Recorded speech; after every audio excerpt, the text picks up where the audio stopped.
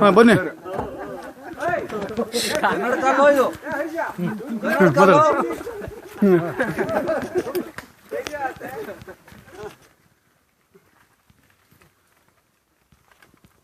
ಮಾತಾಡ್ಬೇಕನಪ್ಪ.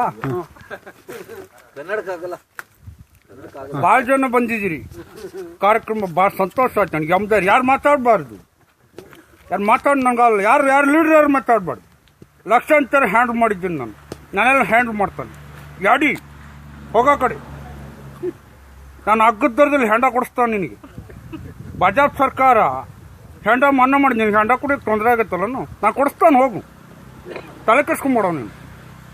ಈ ಸಂದರ್ಭದಲ್ಲಿ ಜನಸ್ತೋಮ ನೋಡಿ ಭಾಳ ಸಂತೋಷ.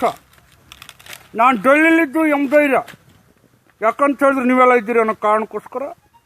ಆ ಕಾರಣಕ್ಕಾಗಿ ನಾನು ಪಕ್ಷ ಕಟ್ಟಿದ್ದೀನಿ, ಬೀಜ ಭತ್ತ ತಂದಿದ್ದೀನಿ, ಅನೇಕ ಕಾರ್ಯಕ್ರಮಗಳನ್ನು ತಂದಿದ್ದೀನಿ. ಈ ಸಂದರ್ಭದಲ್ಲಿ ಕಲ್ಕೊಪ್ಪಕ್ಕೆ ಗಾಳಿರಾಯ್ತಕ್ಕಂಥ ಹರೀಶು, ಲೋಕೇಶ್ ಅವರು ಮತ್ತು ಮಳಿಸ್ವಾಮಿ ಅವರು ಅವರೆಲ್ಲ ಬರ್ಬೇಕು ಸಾಹೇಬ್ರೆ ಅಂತ ಕರೆದ್ರು, ಬಂದಿದ್ದೀನಿ.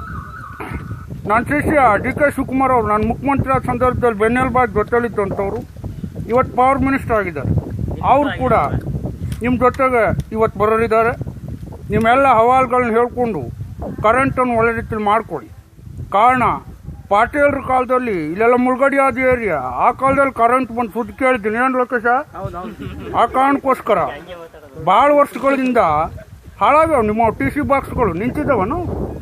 ಹಾಂ, ಆ ಕಾರಣಕ್ಕೆ ದಯಮಾಡಿ ಎಲ್ಲರೂ ಕೇಳಿಕೊಂಡು ಹೊಸದು ಮಾಡಿಸ್ಕೊಂಡು ತ್ವಾಟಗಟ್ಟು ಭಾಳ ಚೆನ್ನಾಗಿ ಮಾಡಿ. ಯಾರು ಲೊಕೇಶನ್ ಅಂತ ತೋಟ ಮ್ಯಾಲಿಂದ ಒಂದು ಹರೀಶಿದ್ರು ಮೈಯಾತ್ ಕೊಡ್ರು ಮನೆ ಭಾಳ ಚೆನ್ನಾಗಿ ಲೊಕೇಶನ್ನು ನೋಡೋಕೆ ಭಾಳ ಸಂತೋಷ. ಇದೆಲ್ಲ ಉಳಿಬೇಕು ಅಂದರೆ ನಿಮ್ಗೆ ಕರೆಂಟ್ ಬೇಕಾಗ್ತತಿ. ಆ ಕಾರಣಕ್ಕೋಸ್ಕರ ಈ ಸಂದರ್ಭದಲ್ಲಿ ನಾನು ಭಾಳ ಮಾತಾಡೋದಿಲ್ಲ, ಭಾಳ ಒತ್ತಾಯಪೂರ್ವಕವಾಗಿ ಮಾತಾಡಬೇಕು ಅಂತ ಕೇಳ್ಕೊಂಡಾಗ ಅಭಿಮಾನಿಗಳಿಗೋಸ್ಕರ ಮಾತಾಡಿದ್ದೀನಿ. ನಾನು ಮುಂದಿನ ಕಾರ್ಯಕ್ರಮಕ್ಕೆ ಹೋಗ್ಬೇಕಾಗಿದೆ.